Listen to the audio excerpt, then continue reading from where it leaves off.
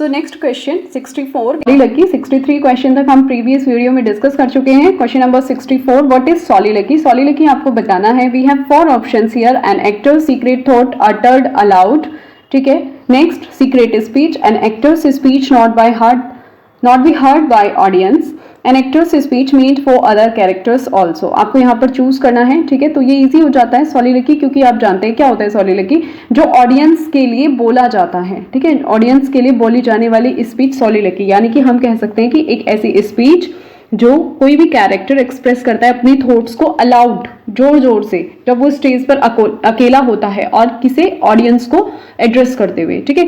तो सॉलिलकी क्या है? An actor's secret thought uttered aloud, जब एक एक्टर्स की जो सीक्रेट थॉट है जब वो उसे जोर जोर से बोलता है तो वो सॉलिलकी होती है। सीक्रेट स्पीच तो रॉन्ग हो जाता है, क्योंकि यहाँ पर वो जोर से बोलता है, सीक्रेट स्पीच नहीं हो सकती है। An actor's speech not be heard by audience, नहीं, वो ऑडियंस को सुनाने के लिए ही होती है, इंटेंडेड, ठीक है।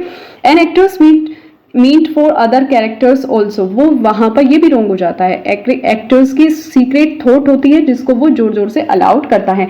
सॉलिलकी ऑडियंस के लिए होती है, ठीक है, कैरेक्टर के लिए नहीं होती, फॉर द ऑडियंस, ये आप ध्यान रखोगे। Next question, choose the correct option. यहाँ पर one impulse from a वर्नल word, आपको बताना है कि ये जो लाइन है one impulse from a वर्नल word किसकी कहाँ से ली गई है, कौन से प्ले से ये लाइन है। इजी क्वेश्चन हो जाता है। The table turn, tin turn away, the world is too much with us, auto duty, सभी की सभी जो वर्क है वो विलियम वर्ड्सवर्थ के हैं। तो ये इजी क्वेश्चन है, ठीक है। तो ये जो लाइन है ये टेबल टर्न में देखने को मिलती है। टेबल टर्न में इस पोएम में 4 स्टेंजाज हैं जिसमें ए बी राइमिंग स्कीम को उन्होंने रखा है, और इस पोएम की फर्स्ट लाइन 1 में ये हमें देखने को मिलती है। वर्ड्सवर्थ की फेमस पोएम है, ठीक है। नेक्स्ट क्वेश्चन पर मूव करते हैं। Who has written Peter Bell among the following? We have 4 options, William Wordsworth, Shakespeare, Galsworthy और मिल्टन। तो पीटर बेल किसका वर्क है? इस तरह से माइनर वर्क पुटअप किए जा सकते हैं। तो पीटर बेल हो जाता है विलियम वर्ड्सवर्थ का वर्क, ठीक है। ये 1798 के ड्यूरिंग इन्होंने लिखा था, और ये नैरेटिव पोएम है जिसमें एक पॉटर होता है जो एक डोंकी को स्टील कर लेता है, इस तरह की ये स्टोरी है, ठीक है। और फिर बाद में इस बात पर वो गिल्ट करता है। तो ये जो स्टोरी है ये पीटर बेल की स्टोरी है और वर्ड्सवर्थ ने इसको लिखा था, ठीक है। चलिए next question. Next is complete the sentence, Milton become blind at the age of. ये आपको बताना है कि मिल्टन किस एज में ब्लाइंड हो गए थे, 46, 47, 48 या 44। ये तो इजी हो जाता है क्योंकि बहुत बार हमने रीड भी किया है।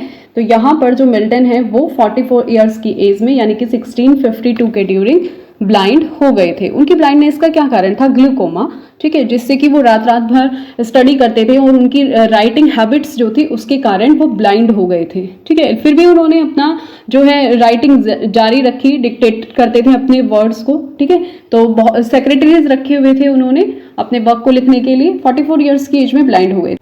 तो ये Galsworthy famous play silver box deals with the inequality of justice, इसमें हमें देखने को मिलता है, ठीक है। वो डील करते हैं इनइक्वालिटी ऑफ जस्टिस को। ये सिल्वर बॉक्स 1906 में हमें देखने को मिला था, ठीक है। इसको हम ध्यान रखेंगे, और इसमें जो है द इनइक्वालिटी ऑफ जस्टिस हमें ये इसमें देखने को मिलती है। Next, complete the sentence, the island pharisees has been written by. तो ये किसने लिखी थी? वर्ड्सवर्थ, गाल्सवर्दी, मिल्टन या शेक्सपियर। आइलैंड फेरेजेस गाल्सवर्दी का वर्क है, ये आपको पता है, ठीक है। 1904 के ड्यूरिंग उन्होंने ये नॉवल लिखा था। ये एक नॉवल है जिसको उन्होंने 1904 के ड्यूरिंग लिखा था। Next question, fill in the gap with an appropriate conjunction. Appropriate conjunction से आपको ये गैप फिल करना है। Dash you wish it shall be done, ठीक है। तो कंजक्शन बताना है, किस टाइप की कंजंक्शन यहाँ पर यूज होगी, ठीक है। अभी आप देखिए, तो अब आप यहाँ पर देखिए कि सिंस जो है, सिंस इंडिकेट कर रहा है एक्शन को, ठीक है, जो कि किसी कंडीशन के ऊपर होना है। यू विश इट, तो सिंस ही करेक्ट हो जाएगा।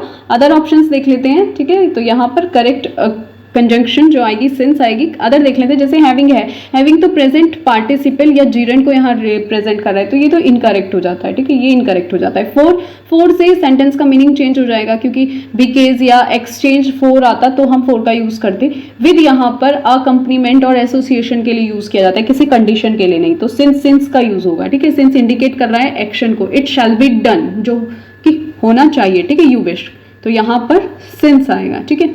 Next, Change the question, change the voice. Why did he you of your earnings by him? We have 4 options. Why was he defrauded of his earnings? ये तो wrong हो जाता है क्योंकि ये मीनिंग ही इसका क्या है, कन्वे नहीं कर रहा है, मीनिंग चेंज हो गया है. Why was he defrauded of his earnings, ये दोनों तो सेम है, रॉन्ग हो जाता है. क्योंकि क्या कैरेक्टरिस्टिक होती है active to passive voice conversion में कि आइडेंटिफाई करना होता है डूअर एंड रेसिपेंट को. डूअर कौन है और रेसिपेंट क्या है, उनकी पोजिशन को स्वैप करना होता है और वर्ब को पैसिव फॉर्म में चेंज कर देना होता है. सो नेक्स्ट देखते हैं, Y did he defrauded you for his earnings. तो यहाँ पर जो मीनिंग है चेंजेस मीनिंग, यहाँ पर जो defrauded for his on earnings है वो इंप्लाई कर रहा है, तो ये भी रॉन्ग हो जाता है.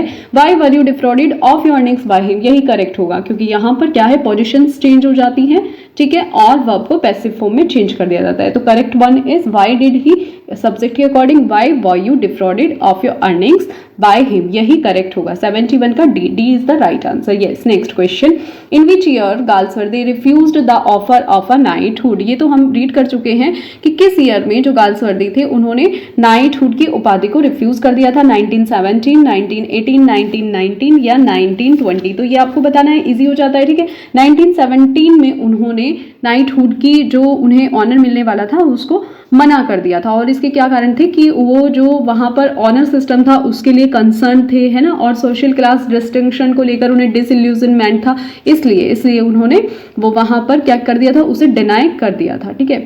नेक्स्ट क्वेश्चन, ये क्वेश्चन हम क्लास में भी डिस्कस कर चुके हैं, है ना, कि complete the sentence with correct options given below. She gave him dash she wanted, कि what, that which, that, that what. तो आपको करेक्ट यहाँ पर प्रोनाउन फिल करना है, करेक्ट ऑप्शन चूज करना है. She gave him dash he wanted, that या व्हाट या दैट विच या दैट व्हाट. तो इनमें से आपको चूज करना है, ये तो इजी हो जाता है. अब यहाँ पर आपको करेक्ट रिलेटिव प्रोनाउन, तो व्हाट देखिए, व्हाट क्या व्हाट आएगा या दैट आएगा. दैट तो मीनिंग चेंज कर रहा है ना सेंटेंस का, तो दैट तो नहीं आएगा, रॉन्ग हो जाता है. दैट विच, यहाँ पर दैट विच भी रॉन्ग हो जाएगा, ये रिडंडेंट है तो ये यूज नहीं होगा. दैट व्हाट ग्रामेटिकली इनकरेक्ट है, तो राइट आंसर होगा व्हाट, क्योंकि व्हाट करेक्ट रिलेटिव प्रोनाउन यहाँ पर यूज होगा जो कि एक क्लोज को इंट्रोड्यूस कर रहा है. She gave him what he wanted, ठीक है, she gave him what he wanted. तो ये यहाँ पर एक क्लोज को रिप्रेजेंट कर रहा है, इंट्रोड्यूस कर रहा है. अदर ऑप्शंस तो रॉन्ग हो जाते हैं. Next question, fill in the gap with an appropriate preposition. Walpole fell a victim dash his own greed, ठीक है. अब यहाँ पर देखिए 4 ऑप्शंस हैं, 2 of about 4. Walpole fell a victim, यहाँ पर फर्स्ट ऑप्शन है 2 जो कि इंडिकेट कर रहा है किसी प्रॉब्लम के सोर्स को, यानी कि जो सेंटेंस है कि Walpole fell a victim his own greed. अब जो उसकी प्रॉब्लम है हिज ग्रीड है ना, कि उसके अपने लालच के कारण, तो यहाँ पर तो ये ठीक है, करेक्ट प्रिपोजिशन है. Walpole fell a victim to his own greed. Of would imply possession या ओरिजिन के लिए, तो ये तो रॉन्ग हो जाता है. अबाउट यहाँ पर कंसर्न को शो कर रहा है, ये भी गलत हो जाता है, कंसर्न नहीं है. फॉर पर्पज और मोटिवेशन के लिए होता है, यहाँ कोई पर्पज है ना कोई मोटिवेशन है, तो to is the correct preposition. Walpole fell a victim to his own greed, ठीक है. Next question, what is the meaning of plagiarism. Yes, ये तो आपको पता है, ठीक है. प्लेगियरिज्म क्या होता है, जो साहित्यिक चोरी होती है ना. Poetic bankruptcy, literary theft, writing crisis या रीडिंग प्रॉब्लम. लिटरेरी थेफ्ट इसका राइट आंसर होगा, है ना. प्लेगियरिज्म होता है क्या, लिटरेरी थेफ्ट, जो मीन्स किसी के जो वर्क आइडियाज और वर्ड्स को चुराकर अपने वर्क में. Who is Harold clever in Galsworthy justice, government council, defence council, जज या मैनेजिंग क्लर्क. कौन था इसमें, ये जो हैरोल्ड क्लेवर जो कि 1910 में गाल्सवर्दी का वर्क आया था, ये इसमें डिफेंस काउंसिल था जो कि फाल्डर की तरफ से लड़ रहा था, तो defence council, B is the right answer.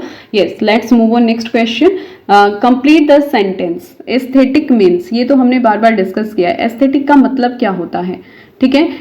सोरो, डेस्पेयर, ब्यूटी, प्लेजर. सोरो पता है आपको, दुख, पेन, ग्रीफ. डेस्पेयर निराशा, प्लेजर सुख, ब्यूटी क्या, सुंदरता, ठीक है. तो यहाँ पर देखिए ब्यूटी, एस्थेटिक का मीन्स हो जाएगा beauty. Beauty is the right answer, C is the right answer, ठीक है. इसको ध्यान रखना क्योंकि ये इस तरह की वोकैब पूछी जाती है, इजी हो जाता है, ठीक है. सोरो तो इमोशनल पेन और सैडनेस के लिए यूज होता है. डेस्पेयर होपलेस हो जहाँ पर, ठीक है. डेस्पेयर निराशा. प्लेजर एंजॉयमेंट और सेटिस्फैक्शन होता है, ठीक है. ये रिलेटेड तो है एस्थेटिक्स से, लेकिन प्राइमरी मीनिंग हमारा ब्यूटी होगा. Yes, next When was the first complete collection of Shakespeare's plays known as the first folio published? Easy question हो जाता है बिना देरी किए। कब आया था उनका फर्स्ट? 1623 में फर्स्ट फोलियो, जिसमें 36 शेक्सपियरन प्लेस को इंक्लूड किया गया था। 1623 में ये पब्लिश हुआ था, ठीक है, 7 years आफ्टर शेक्सपियर्स डेथ। 1613 तो इनकरेक्ट हो जाता है। 1616 भी, ये तो डेथ ईयर है शेक्सपियर का, है ना, ये पब्लिकेशन ईयर नहीं है। और 1632 तो इनकरेक्ट है, ठीक है। Next, name the figure of speech in the following line. Boys will be boys, ये आपको यहाँ पर बताना है। बॉयज विल बी बॉयज किस तरह की फिगर ऑफ स्पीच है, ठीक है। तो अब देख लेते हैं। Epigram, personification, litotes, metonymy. Litotes, तो लिटोट्स क्या होता है? क्या होता है? एक अंडरस्टेटमेंट और double negative use for emphasis. तो यहाँ पर क्या यूज, ऐसा डबल निगेटिव वाला तो नहीं है। बॉयज विल बी बॉयज, है ना। नेक्स्ट, तो अब यहाँ पर पर्सोनिफिकेशन, जो पर्सोनिफाइड करो, ऐसा भी कुछ नहीं है। मेटोनिमी, मेटोनिमी क्या होता है? Replacing a word with a closely related to concept. तो ये यहाँ पर मेटोनिमी होगा। बॉयज विल बी बॉयज, जो कि कॉन्सेप्ट से रिलेटेड है, मेटोनिमी करेक्ट होगा, है ना। यहाँ पर बॉयज क्या है? एक कैटेगरी है जो रिप्रेजेंट कर रही है किसी जैसे सभी बॉयज हैं तो टिपिकल बिहेवियर जो उनका होता है, उनकी कैरेक्टरिस्टिक्स एसोसिएटेड विद बॉयज, तो उसे यहाँ पर रिप्रेजेंट कर रही है, ठीक है। नेचुरल बिहेवियर जिसमें मिसचीफ और एनर्जी भी इंक्लूड, तो बॉयज विल बी बॉयज, इसमें मेटोनिमी होगा। Next, find out the misspelled word, आपको ढूंढना है यहाँ पर। Find out the misspelled word. Disparage, licentious, valuable या डिलेमा। मिस स्पेल्ड आपको यहाँ पर सर्च करना है, ठीक है। तो यहाँ पर dilemma, dilemma is the right answer. क्या राइट स्पेलिंग होती है डिलेमा की? LEMMA, dilemma. डिलेमा मीन्स होता है क्या? दुविधा, दुविधा। तो राइट आंसर डी में डिलेमा यानी कि दुविधा, इसकी स्पेलिंग यहाँ पर रॉन्ग है, M हो जाएगा।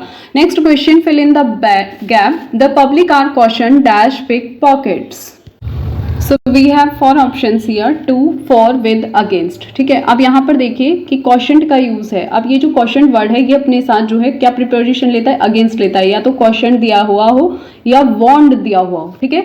तो ये जो वार्न्ड या अगेंस्ट, इस तरह के जो वर्ड्स हैं वो अपने साथ क्या लेते हैं? अगेंस्ट। प्रोटेक्शन और डिफेंस या अपोजिशन और वार्निंग के कॉन्टेक्स्ट में यूज हुआ है, तो अगेंस्ट, अगेंस्ट अपने साथ, राइट आंसर इज अगेंस्ट। 2 तो इनकरेक्ट हो जाता है। 2 डायरेक्शन या पर्पस के लिए यूज किया जाता है।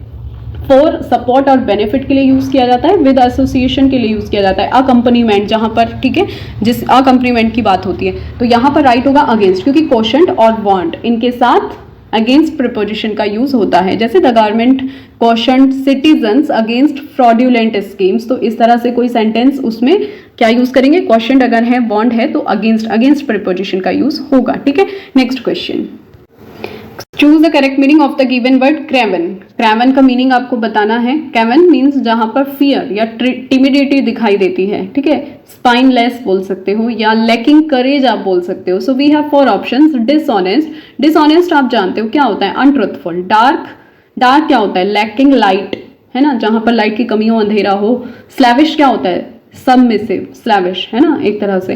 तो यहाँ पर कवर्डली, कवर्डली, कवर्डली राइट होगा, ठीक है। पास्ट पार्टिसिपल क्रेवन, जिसका मीन्स यहाँ पर जो किससे रिलेटेड है? श्रिंक से, सिकुड़ना, क्रेवन, क्रेवन, ठीक है। क्रेवन मीन्स होता है सिकुड़ना, या फिर टिमिडिटी, कायरता, ठीक है। तो करेक्ट मीनिंग इसके लिए, करेक्ट सिनोनिम कवर्डली यूज होगा। कवर्डली क्या होता है? कवर्डली मीन्स कायर, टिमिड, फियरफुल, गटलेस, स्पाइनलेस, इस तरह से आप बोल सकते हो। Next question, complete the sentence the reversal of fortune of a tragic hero is called. ये इजी क्वेश्चन हो जाता है, ठीक है। क्या कहलाता है रिवर्सल ऑफ?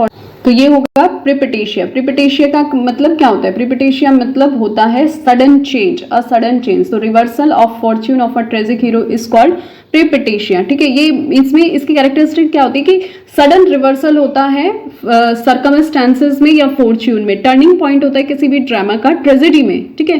तो जो उसके साथ चल रहा होता है, change from good to bad या प्रॉस्पेरिटी टू एडवर्सिटी, इस तरह से रिवर्सल होता है। Reversal of fortune of a tragic hero, sudden change is called peripeteia. Other देखिए, कैथारसिस तो बहुत बार पढ़ा है, क्या है? इमोशनल पर्गिंग और क्लिजनिंग, है ना। एंड एपिसल, एपिसल क्या है? ये एक फॉर्मल लेटर का रूप है।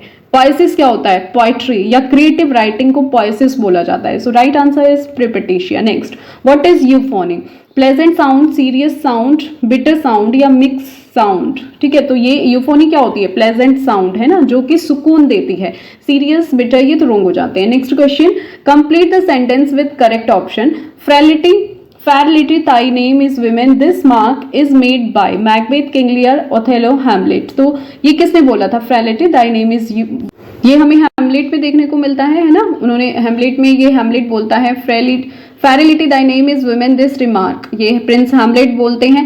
एक्ट 1 सीन 1 में ये हमें देखने को मिलता है, प्रिंस हैमलेट, ये response to his mother queen Gertrude, quick remarriage to Claudius after king Hamlet's death, जो हैमलेट के फादर की डेथ हो जाती है, ठीक है, उसके बाद ये इस तरह से बोला जाता है। तो ये हैमलेट से। मैकबेथ में तो एम्बिशन, पावर और गिल्ट देखने को मिलता है, ये रॉन्ग हो जाता है। किंग लियर, इसमें हमें फैमिली डायनेमिक्स देखने को मिलते हैं। ओथेलो एड्रेस करता है जेलेसी, लव और डिसेप्शन को, तो ये तीनों रॉन्ग हो जाते हैं। इसमें ये अपनी मदर, जो उनकी मदर क्विक रिमैरिज कर लेती है उनके अंकल से, तो फिर ये कॉट हैमलेट के द्वारा बोली जाती है, ठीक है। फेमस ट्रेजिक प्ले है शेक्सपियर का। Next, so which of the following sentence is in passive voice, आपको पैसिव वॉइस में सेंटेंस आइडेंटिफाई करना है। Always reach the school at time, please bring me a glass of water, C let him read a book, let the salary be given to these clerk. तो अगर आप जानते हैं कि अच्छे से पैसिव वॉइस जब हम चेंज करते हैं तो क्या उसकी स्ट्रक्चर होती है, तो इजीली आप बता दोगे, है ना, क्योंकि यहाँ पर पैसिव वॉइस में आपको चेंज करना है। तो एक्शन पर फोकस किया जाता है और ऑक्सिलरी वर्ब को क्या पास्ट पार्टिसिपल में यूज किया जाता है। अब देखो, always reach the school at time, ये तो रॉन्ग हो जाता है ना। Always reach the school at time, तो ये तो डूअर पर फोकस है, और पैसिव वॉइस बनाने के लिए रेसिपेंट पर फोकस होता है ना, फोकस ऑन रेसिपेंट। तो ये तो एक्टिव वॉइस का एग्जाम्पल हो जाता है यहाँ पर। Always reach the school at time, please bring me a glass of water. अब आप इस सेंटेंस को देखिए, इसमें क्या है, इंपेरेटिव है, इंपेरेटिव एक्टिव सेंटेंस है, एक्टिव वॉइस में ही है ये भी, इसमें कोई पास्ट पार्टिसिपल फॉर्म का यूज नहीं हुआ है, कमेंटिंग एक्शन है, ठीक है। तो ये भी रॉन्ग हो जाता है, ये दोनों ऑप्शन कट जाते हैं। Late him read a book, अब इसमें इंपेरेटिव सेंटेंस है, ये भी कमांडिंग एक्शन है, तो ये भी गलत हो जाता है। Late the salary be given, ठीक है, पास्ट पार्टिसिपल फॉर्म का यूज है, और पैसिव में क्या चाहिए, पास्ट पार्टिसिपल फॉर्म, और फोकस होता है एक्शन रेसिपेंट पर, ठीक है, डूअर पर फोकस नहीं होता। तो let the salary be given to these clerks, तो सैलरी में क्या है, दी गई है ना। तो जो ऑक्सिलरी वर्ब बी है वो विद पास्ट पार्टिसिपल के साथ यूज हुई है, यानी कि गिवन। तो पैसिव में यही करेक्ट होगा, let the salary be given to these clerks. इस तरह से आप आइडेंटिफाई कर सकते हैं। Next, who invented and popularise the phrase poetic justice, poetic justice को किसने इन्वेंट किया था और पॉपुलराइज किया था। We have 4 options, Dryden, Johnson, Rymer या शेक्सपियर। तो इसका राइट आंसर हो जाता है राइमर। पोएटिक जस्टिस को इन्वेंट करने का और पॉपुलराइज करने का श्रेय राइमर को जाता है, टॉमस राइमर, ठीक है। ये लिटरेरी क्रिटिसिज्म से इन्फ्लुएंस होकर उन्होंने पोएटिक जस्टिस जैसा आइडिया दिया था। टॉमस राइमर 1641 से 1713 तक इनका टाइम पीरियड है, और उनका ऐसे आया था the tragedies of the last age, ठीक है, the tragedies of the last age. इस लास्ट, ये वाला जो प्ले था उनका ऐसे, इसमें इन्होंने इसको पॉपुलराइज करने का काम किया था। Next question, a lyric is, what is lyric, a long poem written in the form of an address, a poem written in praise of God, या a short poem in which the poet express his her intense personal feelings, या a ट्रिम्फल songs, ठीक है। तो ये क्या है, lyric तो आप अच्छे से जानते हैं, शॉर्ट पोएम है in which the poet express her intense personal feeling, या म्यूजिकल क्वालिटी जिसमें वो एक्सप्रेस करते हैं, लिरिक। तो C is the right answer, ठीक है, सी, ठीक है। आ ट्रिम्फल सॉन्ग तो नहीं होगा। Find out the correct spelling of the word, यहाँ पर आपको करेक्ट स्पेलिंग चूज करनी है। एलेक्जेर, तो कौन सी, फर्स्ट वाली करेक्ट हो जाएगी। करेक्ट स्पेलिंग होती है एलेक्जेर, जिसका मीन्स होता है एक ऐसा सब्सटेंस और remedy believe to have the power to, यानी कि क्योर डिजीज। और सिनोनिम्स क्या हो सकते हैं, हमने अपनी क्लास में भी डिस्कस किया है, पेनासिया, ठीक है, पेनासिया, ये पुटअप किया गया था इस वर्ड से रिलेटेड, पेनासिया, एलेक्जेर, ये इसके सिनोनिम क्योर ऑल, या रेमेडी आप बोल सकते हो, रेमेडी, ठीक है। तो रेमेडी, एलेक्सिर मीन्स होता है remedy. So right answer ELIXIR is the correct spelling. Next, who revised King Lear so that Cordelia could Mary Edgar at the end, ये तो इजी हो जाता है, किसने रिवाइज किया है किंग लियर को, तो ये नाहम टेट हो जाते हैं। नाहम टेट ने किंग लियर को रिवाइज किया है, जिसमें कॉर्डेलिया जो है एंड में एडगर से उसकी शादी हो जाती है। Nahum Tate is the right. Next question, choose the correct option. Little we see in nature that is ours. Upon line has been quoted. कहाँ पर quoted है ये line, ये आपको बताना है. Tinted away, the world is too much with us. Odd on intimations of immortality. या Lucy Gray. तो राइट आंसर इसका the world is too much with us से ये लाइन है. ठीक है, 1802 में ये हमें पोएम देखने को मिलती है और विलियम वर्ड्सवर्थ की फेमस पोएम है. How many parts are there in the prelude. आपको बताना है कि प्रील्यूड में कितने पार्ट्स हैं. 12, 13, 14 एंड 11. तो टोटल प्रील्यूड के कितने पार्ट्स हैं, कितने पार्ट्स में दिखाई देती है. 14 में ये हमें दिखाई देती है. Next question, in which play of Shakespeare does Adam appear. Adam किस प्ले में शेक्सपियर के दिखाई देता है. Merry Wives of Windsor, As you like It, Twelfth Night या टेम्पेस्ट. तो Adam As you like It में देखने को मिलता है. एडम किस प्ले में देखने को मिलता है. As you like it. ये जो प्ले है इसमें एडम एक लॉयल और एजिड सर्वेंट है. ठीक है, बॉयज फैमिली का. और एक्ट 2 सीन 4 में ये हमें देखने को मिलता है. एक्ट 2 सीन 4 में देखने को मिलता है.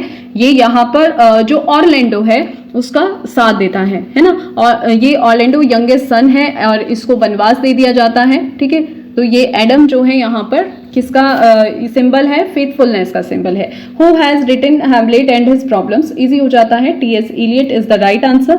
ठीक है, हैमलेट एंड हिज प्रॉब्लम्स किसने लिखा था. टी.एस. इलियट, जिसमें इन्होंने बहुत सारी जो है हैमलेट के बारे में बहुत सारी कोट्स भी दी हैं. ठीक है, और इसको क्रिटिसाइज करते हुए 1921 में ये उन्होंने लिखा है. What kind of work is Samson Agonistes. Verse, play, epic, lyrical drama या शॉर्ट स्टोरी. तो ये आपको बताना है कि जो सैमसन एगोनिस्ट है वो किस टाइप का प्ले हो जाता है. इजी हो जाता है. ठीक है, ये जो सैमसन एगोनिस्ट लिरिकल ड्रामा माना जाता है. ठीक है, सैमसन एगोनिस्ट किसका प्ले है. जॉन मिल्टन का फेमस प्ले है. तो ये क्या माना जाता है.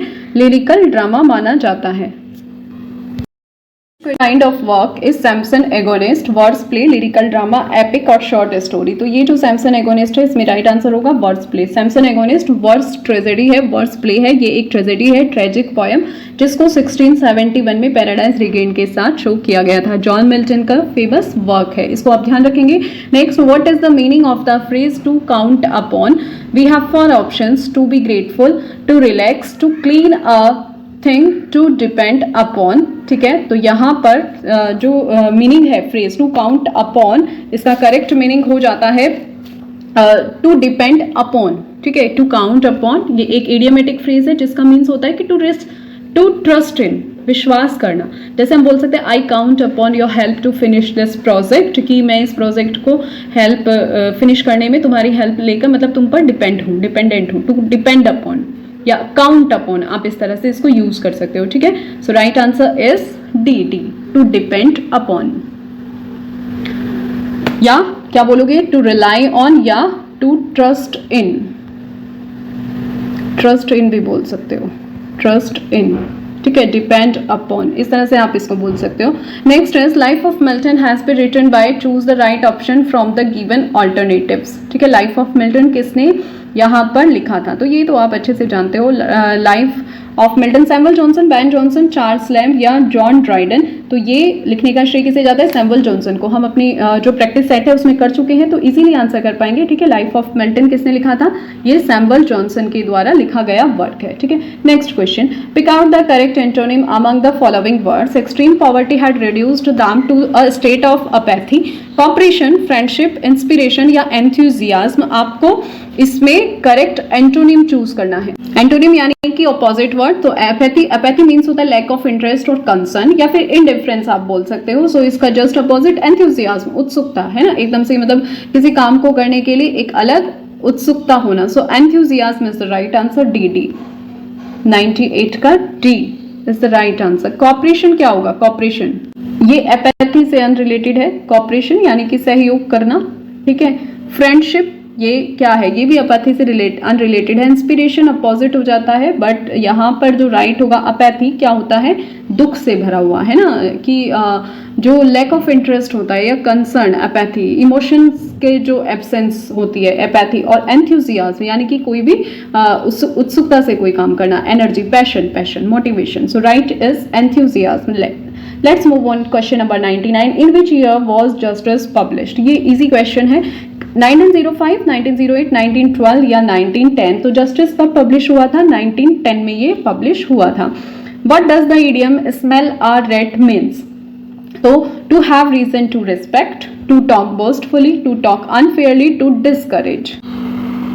यस, तो यहाँ पर to does the idiom smell a rat, smell a rat means होता है सस्पेक्ट और डिस्ट्रस्ट, डिस्ट्रस्ट एक तरह से बोल सकते हो, ठीक है। तो ए वैसे यहाँ पे मुझे लग रहा है ये मिस प्रिंट है, रेस्पेक्ट, ठीक है, रेस्पेक्ट नहीं होना चाहिए, सस्पेक्ट होगा ये यहाँ पर, पता नहीं कैसे, ठीक है। ए इज द राइट आंसर, ए मान लो, या फिर आपको बस इसका मीनिंग पता होना चाहिए कि अगर ये मिस प्रिंट भी नहीं है तो इसका राइट आंसर जो है क्या होगा, सस्पेक्ट या डिस्ट्रस्ट, है ना। स्मेल और रेड मीन्स समथिंग फिशी, कुछ गलत होने की आशंका होना, ठीक है। तो जैसे आप बोल सकते हो कि she smelled a rat when her friend suddenly changed plans, ठीक है। तो उसे कुछ गलत लगा जब उसके फ्रेंड ने कुछ अपना प्लान चेंज कर दिया, तो something suspected is the right answer, ठीक है। तो रिस्पेक्ट, रेस्पेक्ट तो अनरिलेटेड है, रेस्पेक्ट अगर यहाँ दिया है तो स्मेलिंग अ रैट क्या है कि मतलब डिस्ट्रस्टफुल होना किसी के प्रति, तो ये तो रॉन्ग है। बूस्टफुली, अनफेयरली, डिस्करेज, नहीं, ये सब तो रॉन्ग है, ठीक है। ए अगर यहाँ पर सस्पेक्ट है, to have a reason to suspect, तो फिर ये सही हो जाता, सस्पेक्ट होगा मे बी यहाँ पर, ठीक है।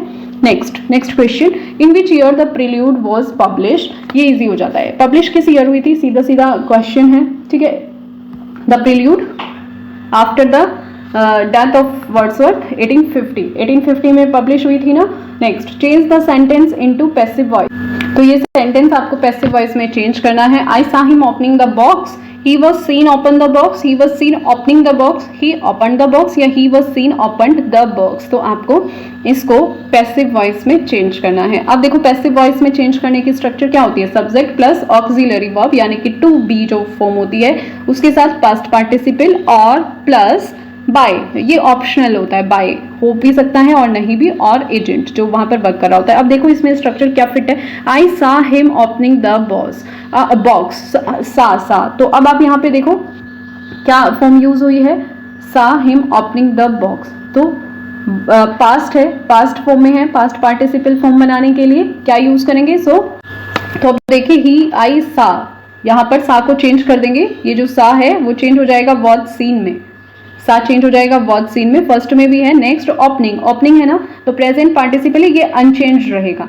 इसमें ये चेंज नहीं होगा। ओपनिंग द आई, ये हो जाएगा ही वॉज सीन, हिम है ना, तो he was seen opening the box, let check, he was seen open the box, ये रॉन्ग हो जाता है, he was seen opening the box, yes B is the correct answer, ठीक है। इसमें क्या होगा कि जो डूअर है ना, focus shift from the doer, जैसे आई है तो रिसीवर कौन है, हिम के अकॉर्डिंग ही हो जाएगा, सा चेंज होगा वॉज सीन में, और प्रेजेंट पार्टिसिपल ओपनिंग ये अनचेंज रहेगा, ठीक है। सेंटेंस को ऐसे ही एज इट इज फिर हम बना देंगे, तो ये राइट आंसर होगा B, he was seen opening the box. Next, who is Hamlet's beloved in Hamlet, Hamlet beloved आपको बताना है, ठीक है। ओलिविया, पोर्शिया, ओफेलिया या कॉर्डेलिया, तो हैमलेट की जो लवर थी उसका नाम क्या था, ओफेलिया, ठीक है। Next, 103C is the right answer. Complete the sentence. Shakespeare has written dash historical plays. कितने historical plays शेक्सपियर ने लिखे हैं? शेक्सपियर 4768, इसमें तो ऑप्शन ही नहीं है, 10 के अप्रोक्सीमेट उन्होंने अपने हिस्टोरिकल प्ले लिखे हैं, बट इसमें ऑप्शन 8 पर मार्क कर देंगे क्योंकि जो टोटल है जैसे Henry fourth part 1 part 2, so total मिला के उन्होंने 10 हिस्टोरिकल प्लेस लिखे हैं, तो ये तो ऑप्शन ही रॉन्ग दिए हुए हैं, ठीक है। Shakespeare has written 8 historical plays, जो मैक्सिमम नंबर है वही मार्क करेंगे क्योंकि उन्होंने 10 to 12 कॉमनली जो क्लासिफाइड किए जाते हैं 10 हिस्टोरिकल प्लेस हैं, उनकी कैटेगराइजेशन पर डिपेंडेड 10 तो है ही हैं, जैसे Henry fourth part 1 part 2, Henry fifth, Henry 6 के 3 पार्ट हैं, ठीक है। सो टोटल कितने हो गए 6, हेनरी 8 हैं और Richard second, Richard third, king John, तो 10 तो यही हो जाते हैं, तो ये ऑप्शन गलत है, 8 ही मार्क करेंगे। Find out the correct option, a sonnet consist, ये इजी है, ठीक है। Sonnet consist 14 lines. Next question, complete the sentence commerce is, क्या है कॉमर्स, ये इजी हो जाता है, कॉमर्स एक मास्क है, इस पर ज्यादा टाइम नहीं डिले करेंगे। Find out the correct sentence, he was astonished at his success, he was astonished in his success, he was astonished on his success, he was astonished for his success. Choose correct sentence. So यहाँ पर एक बार sentence check करते हैं, he was astonished at his success, ठीक है, कि वो एस्टोनिश था अपनी सक्सेस पर, यानी कि सरप्राइज था, तो एट तो सही है। एट क्या इंडिकेट करता है कि जैसे डायरेक्शन, लुकिंग एट समथिंग, या फिर सरप्राइज के लिए, तो एट ये ही करेक्ट होगा, ठीक है। नेक्स्ट ऑप्शन भी देख लेते हैं कि किस तरह से दिए हैं, he was astonished in his success, in his success in तो फिजिकल लोकेशन या कोई भी पार्टिसिपेशन अगर किसी चीज में कर रहे हैं तो उसमें यूज होता है, जैसे he was involve in his project, तो आप ऐसे बोल सकते हो इनका यूज तो वहां होगा, तो ये रॉन्ग हो जाता है। He was astonished on his success, on तो फिजिकल कॉन्टेक्ट या फोकस को इंप्लाइज करता है, तो ये भी रॉन्ग हो जाएगा। ही was astonished for his success, for purpose के लिए होता है, सपोर्ट के लिए, लाइक आप जैसे बोल सकते हो कि he worked hard for his success, he worked hard है ना फॉर हिज सक्सेस, तो ये भी रॉन्ग हो जाएगा। ही was astonished at his success, या फिर आप ऐसे भी बोल सकते हो ना कि जैसे सरप्राइज या कोई भी कि शी वॉज अमेज्ड एट बोल सकते हो, amazed at the beautiful view, कि वो उस ब्यूटीफुल व्यू को देखकर सरप्राइज रह गई, अमेज्ड एट, या शॉक्ड एट कि he was shocked at the news, है ना, शॉक्ड यानी कि किसी भी चीज को लुकिंग एट समथिंग, है ना, तो वहां पर एट का यूज होगा, तो यहां पर करेक्ट प्रीपोजिशन होगी ही was astonished at his success, कि अपनी ही सक्सेस पर वो सरप्राइज रह गया, तो एट इंडिकेट्स कर रहा है यहां पर सरप्राइज को, एस्टोनिशमेंट को। Next, complete the sentence, Milton's Areopagitica concerned with, Milton liberty of human rights, liberty of press, freedom of humanity और freedom of politics. Right answer is liberty of press, यहां पर एरियोपेजेटिका दिखाती है 1644 में मिल्टन का ये वर्क, ये तो ऑफ का यूज करेंगे, ठीक है, बाकी तो रॉन्ग हो जाते हैं। Of, I am badly in need of money, in which play Shakespeare has presented a royal criminal, King Lear, Henry fourth, Henry eighth या रिचर्ड थर्ड, तो रिचर्ड थर्ड ही राइट आंसर हो जाता है। इसी में क्या है कि ये presented a royal criminal Shakespeare के प्ले में शो होता है। रिचर्ड थर्ड जिसमें जो मर्डर है किंग हेनरी सिक्स का, है ना, और टायरेनिकल रेन इनका रहता है, तो राइट आंसर हो जाता है Richard third. Next question, how many sonnets are addressed to dark lady by Shakespeare, कितने सोनेट्स उन्होंने डार्क लेडी को वहां पर किए थे शेक्सपियर के द्वारा, तो 27, 28, 29 और 26, सो ये 127 से 155 तक के टोटल सोनेट्स उन्होंने जो है डार्क लेडी को वहां पर क्या किए थे, एड्रेस किए थे, तो 28 is the right answer, 28 total sonnets थे, ठीक है, जो उन्होंने डार्क लेडी को वहां पर एड्रेस करते हुए बोले थे। 1 से 126 तक के जो सोनेट थे इनमें कंफ्यूज नहीं होना है, टोटल जो 1 से 126 तक के जो सोनेट थे, ठीक है, वो वहां पर WH जो कि फेयर यूथ है उसको एड्रेस करते हैं और बाकी के डार्क लेडी को, और लास्ट के टू क्यूपिड को। Next, how many sonnets are addressed to WH by Shakespeare, तो कितने सोनेट्स टोटल वो एड्रेस करते हैं WH Shakespeare, so total 126 is the right answer, ठीक है। Who asked how many children had lady Macbeth, who asked किसने बोला था ये कि how many children had lady Macbeth, तो ये AC ब्रैडले की के सेंटेंस है। Who consider romanticism liberalism in literature, किसने कंसीडर किया था कि लिबरलिज्म इन लिटरेचर, तो ये हो जाते हैं थियोडोर वॉट्स डंटन, इन्होंने बोला था ऐसे कि लिबरलिज्म इन लिटरेचर, ठीक है। Next, who is known as the fourth witch in Shakespeare's women character, lady Macbeth, Gertrude, Cordelia या डेस्टिमोना, तो राइट आंसर हो जाता है लेडी मैकबेथ, फोर्थ विच माना जाता है लेडी मैकबेथ को। Next, fill in the blank with an appropriate preposition. She is ignorant what she pretends to know. She is ignorant in with of for. Yes, choose your answer. तो she is ignorant यहाँ पर awareness को show कर रहा है, she is ignorant of what she pretends to know, unawareness को show कर रहा है, तो of करेक्ट preposition होगी। Next, complete the sentence, Milton's poetic style is generally regarded as, ठीक है, ये आपको कंप्लीट करना है, प्लेन, क्लासिकल, ग्रैंड या ऑर्नामेंटल, तो ये क्या था जो मिल्टन्स का पोएटिक स्टाइल, तो ये इनका ग्रैंड स्टाइल माना जाता है, मिल्टन्स का जो पोएटिक स्टाइल था वो ग्रैंड रेफर किया जाता है। Right answer is C, turn the following into indirect speech, do you write a good hand, he said, आपको इनडायरेक्ट स्पीच में इसको चेंज करना है, तो पहले देखिए इसकी स्ट्रक्चर क्या होती है। पहले जो चेंज है क्वेश्चन टू स्टेटमेंट, ये इसको स्टेटमेंट है, do you write a good hand, you write a good hand, क्या जो है तुम्हारी राइटिंग अच्छी है, ठीक है, तो he asked whether I wrote a good hand, he asked whether they wrote a good hand, he asked whether I written a good hand, he asked whether I was written a good hand. Sentence का structure change नहीं होना चाहिए, whether और if and कीजिए, pronouns इसमें change होंगे और exactly बिल्कुल जो सेंटेंस क्वेश्चन सेंटेंस है उसी के अकॉर्डिंग आपको वहां पर रखना है। तो do you write a good hand, अब इसमें देखिए डू यू राइट, डू का यूज है ना, do you write a good hand, तो इसको आप चेंज कर देंगे, प्रेजेंट है तो पास्ट में चेंज हो जाएगा, do you write a good hand, do दिया है प्रेजेंट में, पास्ट में ही आस्क्ड वेदर, वेदर से यूज करेंगे I wrote a good hand, wrote past में चेंज कर देंगे, ठीक है। तो इनडायरेक्ट स्पीच, अगर आपको रूल्स और रेगुलेशन अच्छे से रीड करने हैं तो चैनल पर अपलोडेड है, वहां से जाके आप रीड कर सकते हैं, ठीक है, विद एग्जाम्पल वहां पर बहुत अच्छे से एक्सप्लेन किए हैं। व्हाट इज बैरक, बैरक क्या है, जेल, स्टाइल, कल्चर या बुक, ये पूछा गया था ये 2013 में कि बैरक क्या है ना, व्हाट इज बैरक, जेल है, स्टाइल है, कल्चर है या बुक है, तो ये एक स्टाइल है, राइटिंग स्टाइल, ठीक है। Next, correct the following sentence, it was bitter called, ठीक है, इट वॉज कॉल्ड बिटरली होगा, इट वॉज ऑफुल कॉल्डली होगा, इट वॉज कॉल्ड बिटर या इट वॉज बिटरली कॉल्ड। अब देखिए यहाँ पर इट वॉज बिटर कॉल्ड की मीन्स कहने का ये मतलब है कि बहुत ज्यादा ठंड है ना, तो बिटरली क्या है यहाँ पर, bitter, it was called bitterly, ये जो बिटरली है यहाँ पर, बिटरली क्या एज एन एडवर्ब ये यहाँ शो कर रहा है, ठीक है। कॉल्ड बिटरली जो वर्ड ऑर्डर है ये इनकरेक्ट है, तो ये तो कट हो जाता है। इट वॉज ऑफुल कॉल्डली, ये इनकरेक्ट वर्ड्स का यूज हो गया यहाँ पे, ऑफुल नहीं, बिटर है तो बिटर का यूज करना है।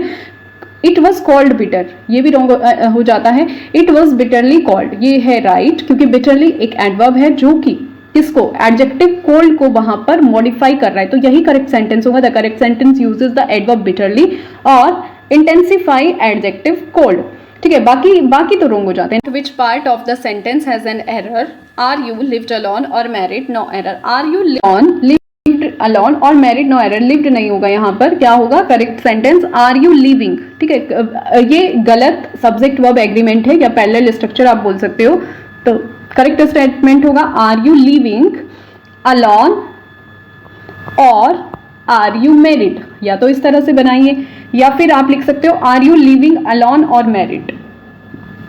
राइट आंसर क्या होगा, right sentence are you living alone और मैरिड, ठीक है, इस तरह से आप इसको बना सकते हो। Next, pick out the correct spelling of the word among the following words, पहले करेक्ट स्पेलिंग आपको चूज करनी है। प्लेटिट्यूड कौन सी, which one is correct spelling, D में राइट होगा प्लेटिट्यूड, क्योंकि इसका मतलब होता है over used statement, platitude means होता है over used statement, so D is the right answer. Find out the correct proverb, diamond cuts iron, diamond cuts gold, diamond cuts silver, diamond cuts diamond, ये easy है, D is the right answer. Diamond cuts diamond, diamond cuts diamond, ठीक है, इसका meaning होता है कि diamond can cut another diamond, यानी कि जो जैसे कि कुछ जो इक्वल या ग्रेटर स्ट्रेंथ वाला हो वही उसे क्या है सॉर्ट आउट कर सकता है कोई भी problem. Choose the name of the Roman general who conquered England in 43 BC, आपको चूज करना है रोमन जनरल, जूलियस सीजर है, क्लाउडियस है, एंटनी है या नन ऑफ दीज, ठीक है।